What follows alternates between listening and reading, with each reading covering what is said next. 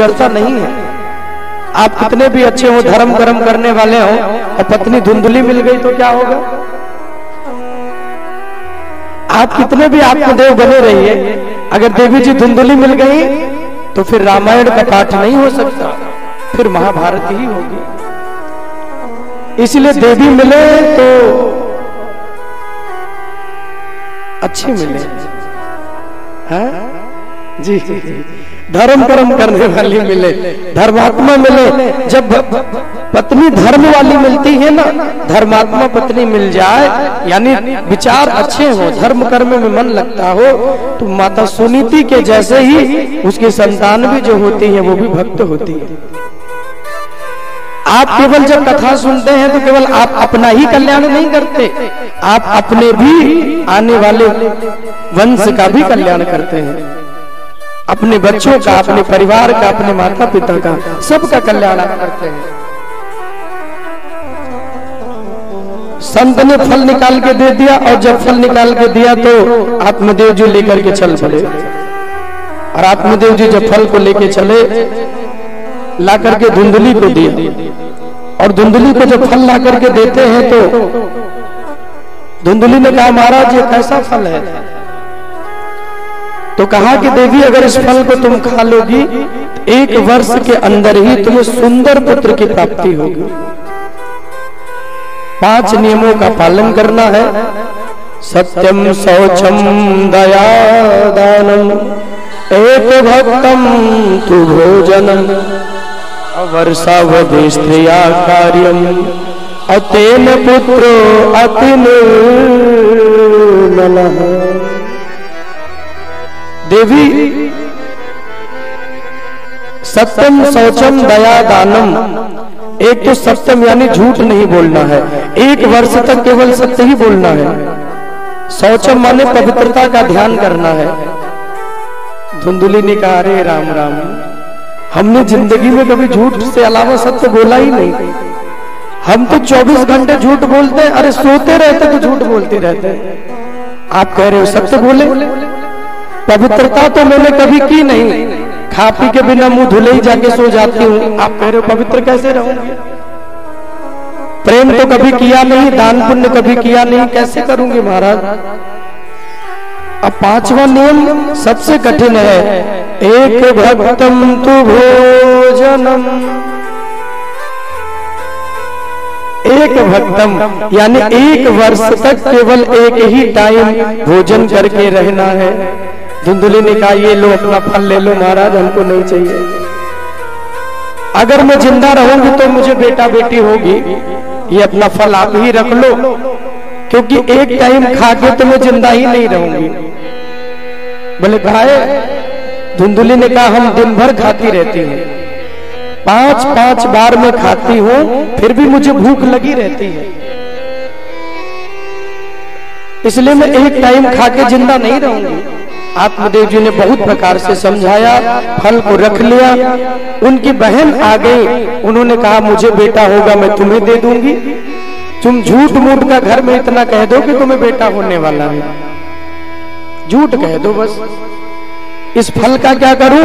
बोले जो गैया तुम्हारे घर में है उस गैया को ले जाके फल को खिला दो, गैया सारा नियम कर लेगी, गैया सारा व्रत कर लेगी, उसको ले जाके खिला दो। और जब फल को लेकर के धुंधली गई, गौ माता को खिला दिया। संत का जो प्रसाद है ना, वो कभी विपरीत फल नहीं देता है। जो गाय 6 सालों से बांझ हो गई थी, संत का प्रसाद मिला तो गैया भी गर्व से हो गई। बोले भक्त वत्सल भगवान की जय हो।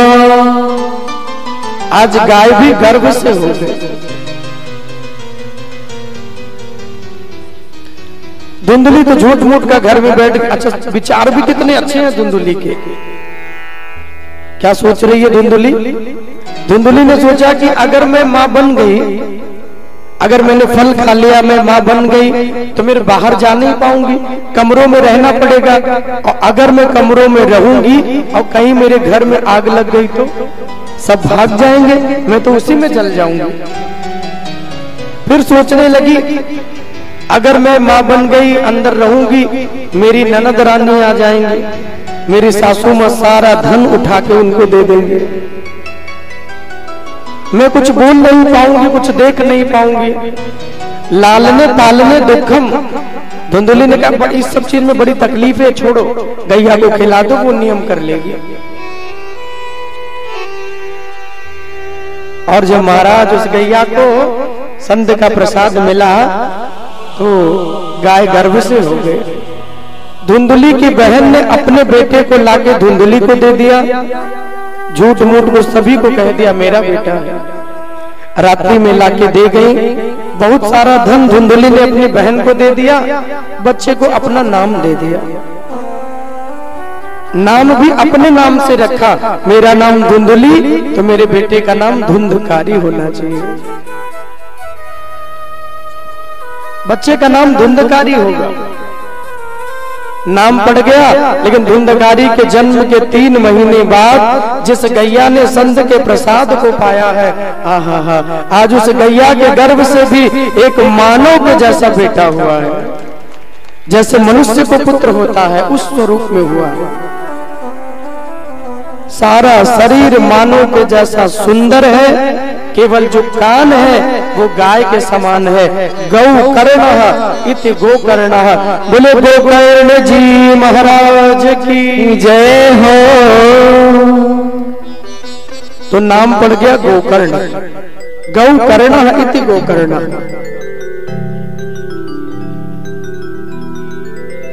कियत काले तो जातो तरुणो तनया भव, गोकर्ण पंडितो ज्ञानी धुंधकारी महाखला।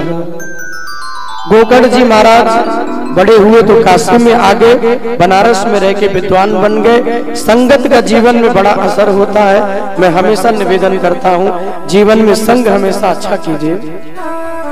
संग होगा साधु का तो तुम्हें भगवान से मिला देंगे, संग होगा चोर का तो हवालात का दर्शन करा देंगे, है ना, है कि नहीं है जी।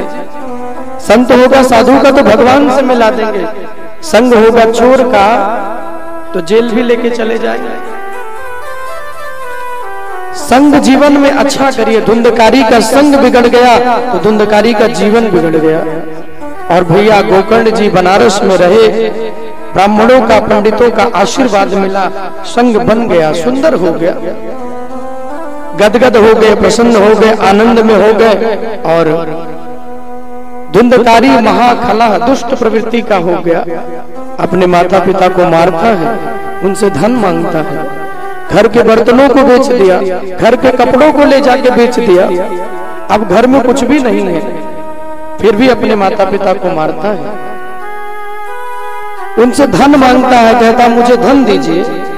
माता पिताजी कहते बेटा मैं धन कहां से लाके तुझे दूं, जो धन था वो तो तू ले गया, सब जुए में उड़ा के आ गया, अब मैं तुझे धन कहां से लाके दूं। बेटा मैं तुझे धन नहीं दे सकता। अपने माँ बाप को बहुत मारता है, कष्ट देता है।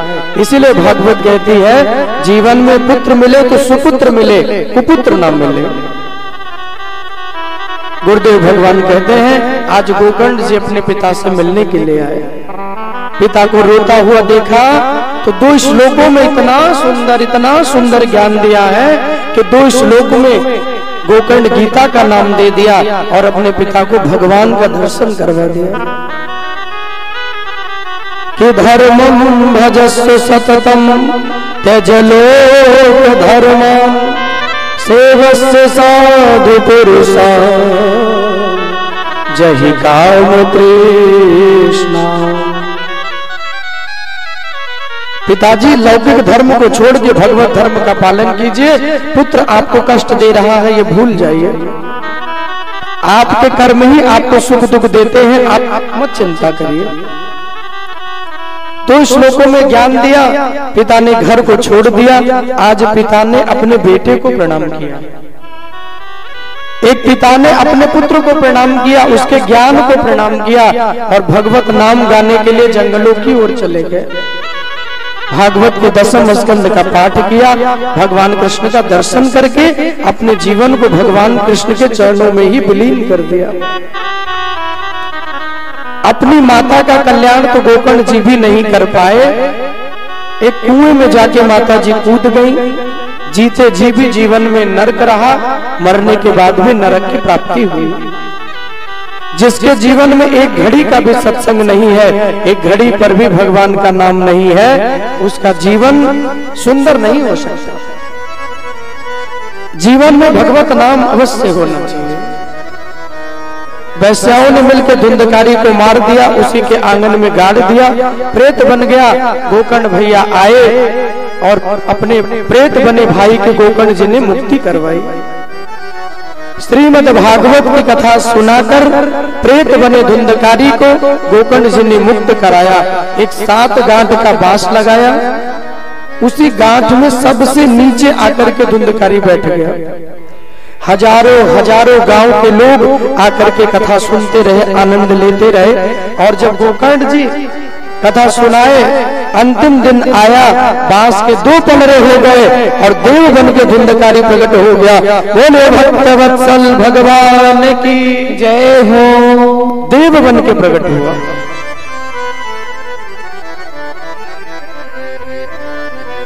धन्य भागवती।